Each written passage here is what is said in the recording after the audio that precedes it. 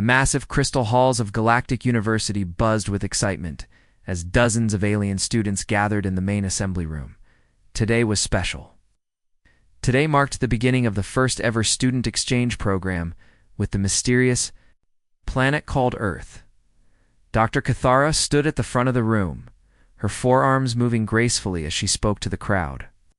Her translator device worked hard to convert her words into the many different languages and sound patterns that filled the room.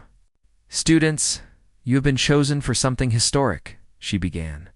"For the first time, we will send students to study on Earth with the humans." A ripple of whispers spread through the audience. Earth was famous throughout the galaxy, but not for good reasons. Most species knew it as the small blue planet that somehow produced spacefaring life. Despite being completely hostile to most known forms of existence, among the selected students sat three very different beings. Veltar belonged to the Methany, people who breathed methane gas through a special breathing device that covered most of his face. His skin was pale blue and slightly transparent, showing the slow movement of gases beneath. Next to him sat Siloth, one of the plant-like verdins. Her green skin absorbed light directly, and tiny leaves grew from her arms and neck. She barely needed to eat regular food at all. The third student was Kixana, a member of the crystalline Zephyrians. Her body looked like living glass, changing colors slowly as her emotions shifted. Right now, she glowed with a soft golden light that meant curiosity and excitement. "Professor," Veltar said, his voice coming through his breathing device with a slight whistle, "I have read the galactic database about Earth. It says the planet is classified as a Class 12 Deathworld. Surely this must be some kind of mistake." Dr. Cathara's expression grew serious. All four of her eyes focused on Veltar. "Classification is correct, student. Earth's atmospheric composition alone should make complex life impossible. The oxygen levels are dangerously high. The gravity is crushing. The weather patterns are violent and unpredictable. Yet somehow, humans not only survive there, they have built a thriving civilization." Siloth raised one of her leaf-covered arms. "But Professor, how can this be? Our scientists have studied thousands of worlds. Most species can only survive in very specific conditions. How do humans live on such a dangerous planet?" "That," Dr. Cathara replied, "is exactly what you will study. The humans have agreed to host you at their primary learning institution. You will live among them, attend their classes, and try to understand how they have adapted to their world." Kixana's crystalline form shifted to a worried purple color. "What if the conditions are too harsh for us? What if we cannot survive there?" "We'll have environmental suits and breathing apparatus," the professor assured her. "It's the humans have also agreed to make special accommodations for your needs. They seem quite excited to meet you." The three students looked at each other with a mixture of fear and excitement. They had studied many different species, but humans remained largely mysterious to most of the galaxy. Humans had only recently developed faster-than-light travel, making them newcomers to galactic civilization. Yet their ships were surprisingly robust, and their diplomats had impressed many species with their problem-solving abilities. "I have heard that humans are very aggressive," Veltar said quietly. "Some say they are natural warriors because of their dangerous world. Others say they are incredibly social," Siloth added. "They form complex relationships not just with their own kind, but with other species from their planet. Some humans even keep other animals as companions." Dr. Cathara nodded. "All of these reports are true. Humans are complex beings, shaped by their harsh environment. They can be fierce when threatened, yet gentle with those they care about. They solve problems in ways that often surprise other species." The professor activated a holographic display showing images of Earth. The students gasped as they saw massive storms swirling over the planet's surface, lightning flashing through thick clouds, and vast oceans that seemed to stretch forever. "This is what humans call home," Dr. Cathara explained. "Those storms you see can generate winds strong enough to destroy buildings. The lightning contains enough energy to power entire cities. The oceans are so deep that pressure at the bottom would crush most spacecraft. And humans live there willingly?" Sana asked, her color shifting to a pale, frightened white. "Not only do they live there, the professor continued. They seem to enjoy it. Human literature is filled with stories of adventure, of deliberately seeking out dangerous situations for excitement. They have sports that involve jumping from great heights, racing at high speeds, and even fighting each other for entertainment. The three students sat in stunned silence. The idea of deliberately seeking danger was completely foreign to most. Galactic civilizations, which had spent millennia making their world safer and more comfortable, when do we leave? Veltar finally asked. Tomorrow, Dr. Cathara replied. Your human hosts are eager to meet you. Their names are Jinwoo, Haijin, and Taemin. They are students like yourselves, studying various subjects at their university. The assembly ended, and students began to leave. The three exchange students remained in their seats, contemplating what lay ahead. They were about to visit a world that challenged everything they thought they knew about life in the universe. None of them could have imagined just how much their understanding was about to change. The transport ship landed with a gentle thud on the university's specially prepared landing pad. As the doors opened, Veltar, Siloth, and Kixana stepped out into Earth's atmosphere for the first time. Even through their protective suits, they could feel the difference immediately. The gravity, Kixana whispered, her crystalline form now a deep orange color of strain. It feels like someone is pressing down on me. Siloth nodded, her leaf-covered arms moving more slowly than usual. And the air readings. There is so much oxygen. Its concentration would cause fires to burn out of control on most worlds. Three humans approached them with warm smiles. The first was Jinwoo, a young man with dark hair and friendly eyes. Next to him stood Haijin, a woman who seemed to bounce with energy despite the crushing gravity. The third was Taemin, who moved with a calm confidence that immediately put the aliens at ease. Welcome to Earth, Jinwoo called out cheerfully. We are so excited to meet you. How was your journey? Veltar's breathing apparatus made a soft whistling sound as he spoke. Long but successful. Though I must ask, are you not concerned about the atmospheric composition here?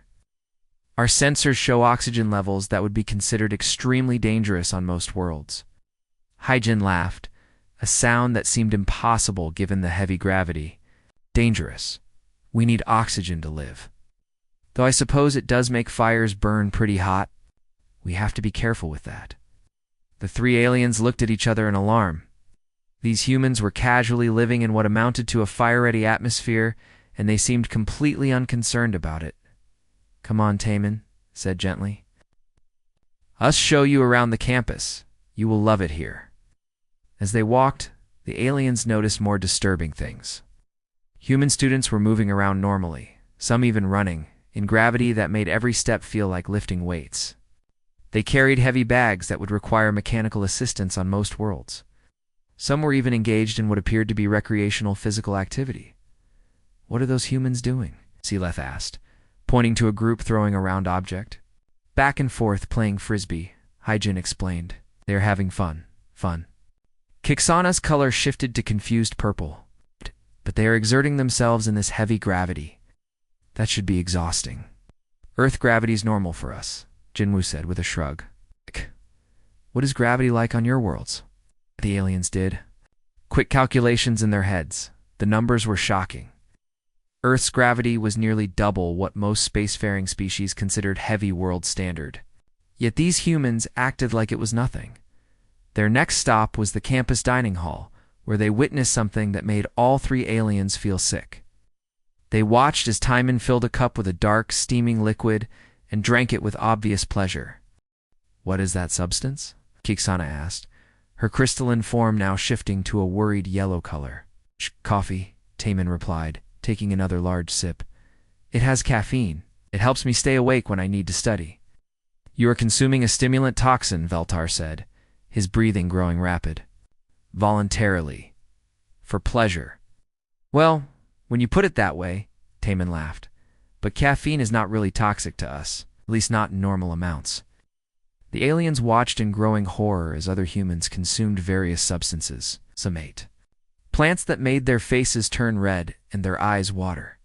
Others drank liquids that clearly contained alcohol, another substance that would be considered poison by most galactic species. Do you not have food safety regulations? Saloth asked weakly. Of course we do, Hyjin replied. But humans can eat a lot of things that other species cannot. We have very strong digestive systems. As they continued the tour, they passed by the campus gym. Through the windows, they could see humans engaged in what looked like ritualistic self-torture. Ow. They were lifting impossibly heavy objects, running on mechanical devices until their bodies leaked fluid, and making faces that suggested great pain. Should we call for medical assistance? Veltar asked urgently. Those humans appear to be in distress. Oh, they are just working out, Jinwoo explained casually. Exercise keeps us healthy and strong. Exercise, Kixana could barely form the word. They are deliberately causing themselves pain. Well, it is not exactly pain, Taemin said thoughtfully. More like controlled stress. It makes our bodies stronger. The alien stared through the window as a human named Minho lifted weights. That would crush most alien species. He was sweating heavily, his face red with effort, but he seemed to be enjoying himself. This is recreational, Seeloth whispered. For many humans, yes, Hajin nodded. Some people love to exercise. Others do it because they know it is good for them. The final shock came during lunch. They sat at a table with several human students. When Jiwoo accidentally cut her finger while slicing an apple, instead of immediately seeking medical attention, she simply looked at the wound, wrapped it in a cloth napkin, and continued eating. Should we not summon emergency medical personnel? Kexana asked frantically, her color shifting to panic white. For this little cut. Giwoo looked at her finger with mild interest. It will heal in a few days. No big deal. The three aliens stared in complete disbelief. What they would consider a significant injury, requiring immediate professional medical treatment. These humans treated as a minor inconvenience barely worth mentioning. As the day ended, the three exchange students sat in their specially prepared dormitory room trying to process what they had witnessed. In just one day, they had seen humans casually living in conditions that would kill most species, consuming substances that would be considered toxic, deliberately inflicting stress on their bodies for fun, and treating injuries as minor annoyances. I think, Veltar said slowly, we may have seriously underestimated what it means to be from a death world. Next morning, Veltar Silith and Kixana prepared for what they thought would be a relaxing nature appreciation class. On their home worlds, such classes involved gentle walks through carefully maintained gardens while learning about local plant life. They expected something similar on Earth. They could not have been more wrong. Professor Donghayan met them at the edge of a wild forest area near the campus. He was a middle-aged human with weathered hands and a calm smile. Behind him stood several human students, all carrying simple backpacks and wearing sturdy clothes. Welcome to outdoor education, the professor announced. Today we will learn basic survival skills that every human should know. Survival skills? Veltar asked through his breathing device. But surely with your advanced technology, such primitive methods are unnecessary? Professor Donghayan's smile grew wider. Technology fails, student, batteries die, equipment breaks, weather destroys machines. A smart person always has backup plans. The first lesson was fire making. The aliens watched in amazement as the professor struck a piece of steel against a rock, creating sparks that caught on some dried grass. Within minutes, he had a small fire burning. Fire from rocks and metal, Siloth whispered to her companions. This is not primitive at all. This is sophisticated knowledge. A human student named Sujin demonstrated next, used a pieces of wood, rubbing them together until smoke appeared, then carefully blew on the smoking material until flames erupted. The whole process took less than 5 minutes. How did you learn this? Kixana asked, her crystalline form glowing with curiosity. My grandfather taught me when I was young, Sujin replied. He said, everyone should know how to make fire without matches or lighters. You never know when you might need it. The aliens realized something important. These humans had not lost their ancient knowledge when they developed technology. Instead, they had kept both, creating a backup system for survival. The next lesson was water purification. Professor Dong Han led them to a small stream that ran through the forest. The water looked dirty and unsafe to drink. On most worlds, we would never consider consuming untreated water from natural sources, Veltar observed. Neither would we normally, the professor agreed. But watch this. He showed them how to filter water through layers of sand, charcoal, and cloth. Then he boiled it over their fire to kill any remaining bacteria. The process turned the muddy stream water into something clear and drinkable. This knowledge could save your life if you were ever stranded, explained a human student named Kyung-soo. Clean water is more important than food for short-term survival. The aliens watched as human students practiced these techniques with casual expertise. What amazed them most was how the humans seemed to enjoy learning these skills, and joked while doing things that would be considered desperate survival measures on most worlds. Why do you find this entertaining? Seeloth asked. These are emergency procedures. 'Cause it is fun to learn new things, Sujin replied. And because knowing these skills makes us feel more confident, we know we can take care of ourselves. No matter what happens, the afternoon brought plant identification lessons. Professor Donghayan pointed out various plants, explaining which ones were safe to eat and which ones were dangerous. This is wild garlic, he said, crushing a leaf and letting them smell it, good for food and medicine. This other plant is poison ivy. It will make your skin burn and itch for weeks. You can identify safe food just by looking at plants. Kiksana asked in amazement. With practice? Yes, the professor nodded. Humans have been gathering wild food for thousands of years. Oh, some of us still remember how. As they walked deeper into the forest, the aliens noticed how comfortable the human students seemed in this wild environment. They moved through the trees with confidence, pointing out animal tracks, bird calls, and weather signs. Are you not afraid of the wild animals? Veltar asked. A little caution is healthy, Kyung-soo replied, but fear is not useful. We just need to be smart and aware. That was when the thunderstorm struck. The sky, which had been partly cloudy, suddenly turned dark. Lightning began flashing in the distance and thunder rolled across the forest. The alien students huddled together in terror as electrical discharges split the sky above them. We must find shelter immediately, Kiksana said, her color shifting to panic white. Atmospheric electrical activity is extremely dangerous. The human students had a completely different reaction. Wow, some of them actually smiled as they watched the lightning. Others tilted their faces up to feel the first drops of rain. It is just a thunderstorm, Sujin said calmly. We should head back to campus, but there is no need to panic. It's just a thunderstorm. Beltar's breathing was rapid with fear. Those electrical discharges contain enough energy to kill most life forms. Lightning is dangerous if it hits you directly, Professor Donghain agreed. But the chances of that happening are very small. Most lightning strikes the ground or tall objects like trees. As they walked back through the forest, the aliens noticed that some human children from a nearby neighborhood had actually come. Outside to play in the rain, they were laughing and splashing in puddles, completely unconcerned about the electrical storm happening above them. The young humans, Siloth observed, they are not afraid of the storm. They treat it like entertainment. Rain is fun, Kunsu said simply. Unless there is immediate danger, why not enjoy it? By the time they reached the campus, the three alien students had witnessed something that changed their understanding completely. Humans did not just survive in harsh conditions. They had turned survival into a skill, preparedness into a hobby, and danger into an adventure. These abilities, Seeloth said quietly as they dried off in their dormitory, they are not primitive. At all, they are sophisticated adaptations to a world that constantly challenges its inhabitants. The aliens finally understood. Humans had not conquered their dangerous world through technology alone. They had learned to dance with danger itself. The field trip to the national park started like any other educational outing.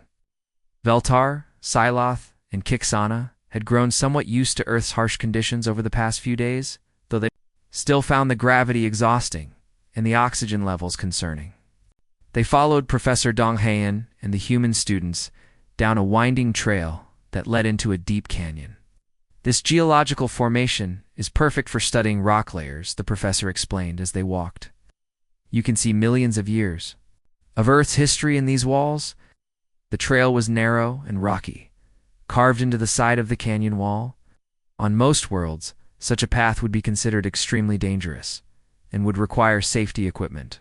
Here, the humans walked casually, pointing out interesting rock formations and discussing the geology as if they were strolling through a garden.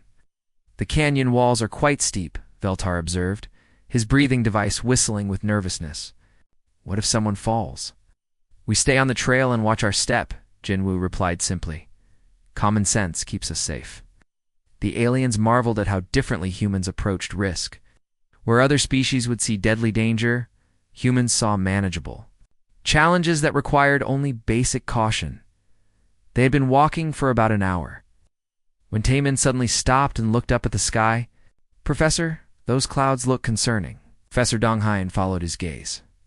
Dark clouds were gathering rapidly above the canyon, and the air felt heavy and strange. "You are right. Should head back." But it was too late. The flash flood came with terrifying speed. One moment they were walking along the canyon floor, and the next moment they heard a deep rumbling sound echoing off the walls. Around a bend in the canyon, a wall of muddy water appeared, moving faster than any of them could run. "Everyone up!"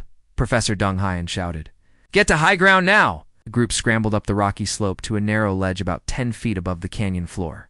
The water roared past below them, carrying trees, rocks, and debris with incredible force.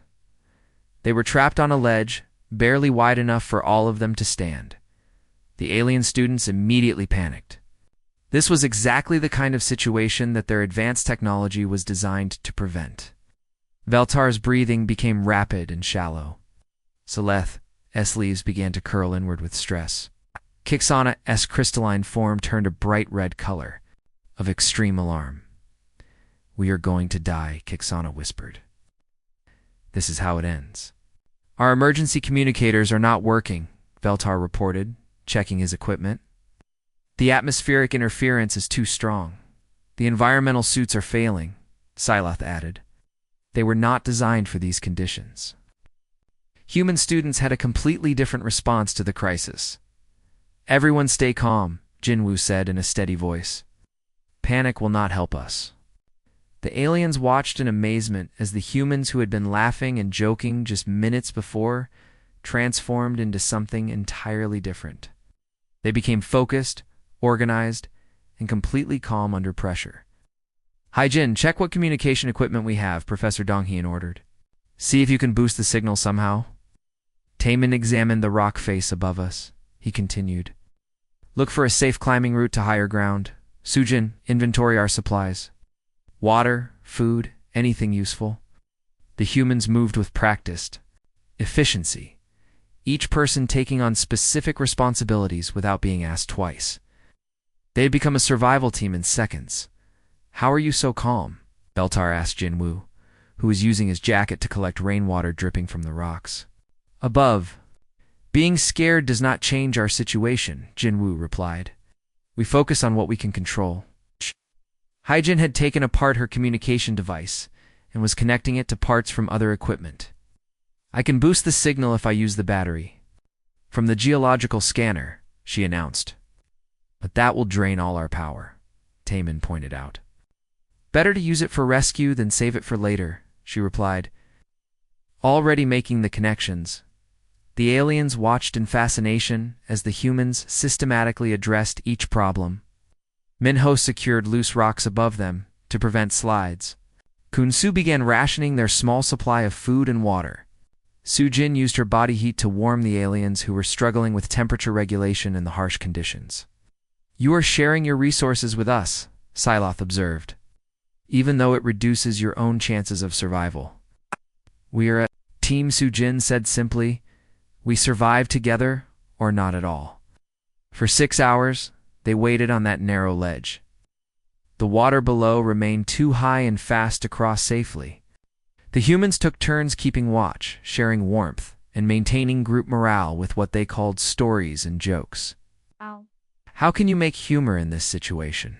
Xana asked, her color shifting between red panic and confused purple. "Laughter helps us stay positive," Kungsu explained. "Positive thinking helps us make better decisions. When the rescue helicopter finally arrived, the aliens realized they had witnessed something unprecedented. The humans had treated a deadly emergency not as a disaster to endure, but as a problem to solve systematically, as they were lifted to safety. Veltar turned to Professor Donghan. "You saved us all, your species. You were trained for this." The professor smiled. "Not trained. Exactly. But Earth teaches us from birth that emergencies happen. We learn to adapt." "You turned a crisis into a team exercise," Silith said with wonder.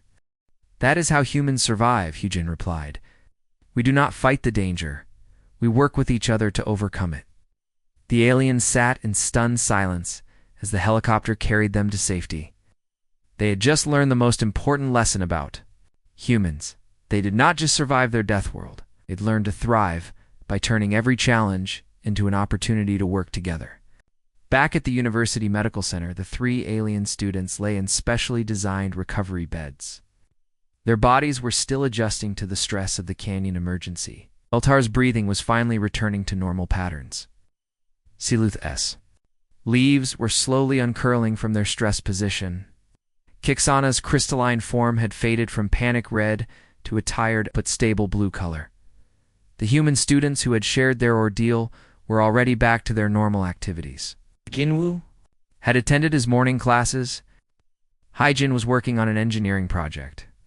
Taemin was studying for an exam. To them, the life-threatening emergency was just another experience to learn from. "I do not understand," Veltar said to the medical technician checking his equipment. "How are the humans already functioning normally that emergency should have traumatized them for weeks?" The technician, a kind woman named Dr. Park, smiled gently. "Humans are very adaptable. We process difficult experiences quickly and move forward. It is how we survive." Over the next few days, the alien students had many conversations with their human friends about what had happened in the canyon. Each discussion revealed something new about human nature. "Were you not afraid when the flood came?" Siloth asked Jinwoo during one of their talks. "Of course I was afraid," Jinwoo replied honestly. "Fear is a normal response to danger. But fear and panic are different things. Fear makes you careful. Panic makes you stupid." "So you use fear as a tool?" Kixana asked, her color shifting. "To interested green? In a way, yes." Ginwoo nodded. "Fear tells us when something is dangerous, and we decide how to respond to that danger." The aliens began to understand that humans had a complex relationship with danger. They did not ignore it or eliminate it completely.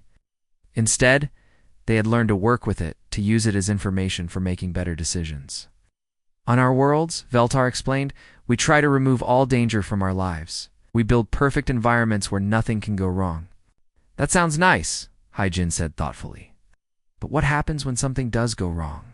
If you never practice dealing with problems, how do you handle them when they come?" This question troubled the aliens deeply. They realized that their safe, controlled worlds had made them weak in some ways. When faced with real danger, they had panicked and been unable to function. The humans, who lived with constant challenges, had remained calm and effective. "Your planet trains you," Silath said slowly. "Every day, Earth presents problems that you must solve. Small problems, big problems, dangerous problems. You become strong by solving them." "I never thought about it that way," Taemin said. "Yes, I suppose Earth does teach us constantly. Weather changes, so we learn to adapt. Storms come, so we learn to prepare. Accidents happen, so we learn to help each other." The aliens spent their remaining days on Earth observing human behavior.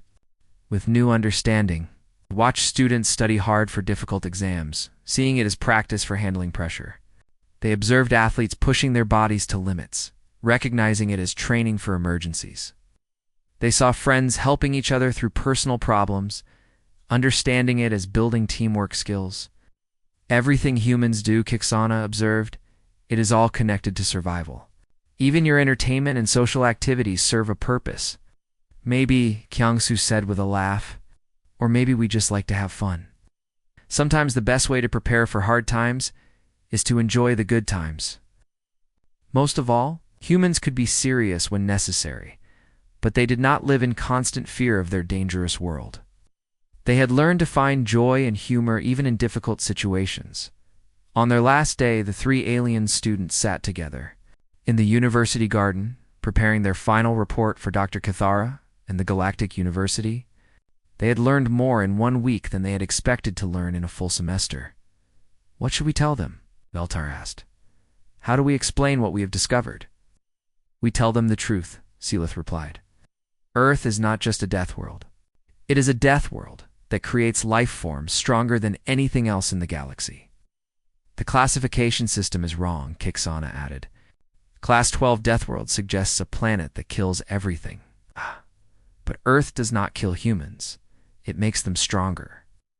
They wrote their report together, trying to capture everything they had learned. They described humans who consumed toxins for pleasure, lived in dangerous atmospheric conditions, and treated serious injuries as minor problems. But more importantly, they described humans who turned every challenge into an opportunity to grow stronger. "Humans do not conquer their death world," they wrote. "They dance with it. They have learned to use danger as a teacher, problems as training, and emergencies as opportunities to work together." When they finished writing, they realized they had changed as much as they had learned. Spending time with humans had shown them new ways of thinking about problems and challenges. "I think," Veltar said quietly, "when we return to our worlds, we will see things differently." "We will be braver," Saloth agreed. "We have learned that some fears can be overcome with knowledge and preparation." "And we will be stronger," Kixana added. "We have seen what life can become when it refuses to give up." As they prepared to leave Earth, the three alien students realized that they were taking something precious home with them. They had learned the human secret: life becomes stronger not by avoiding challenges, but by facing them with courage, intelligence, and the support of others. The death world had taught them how to truly live.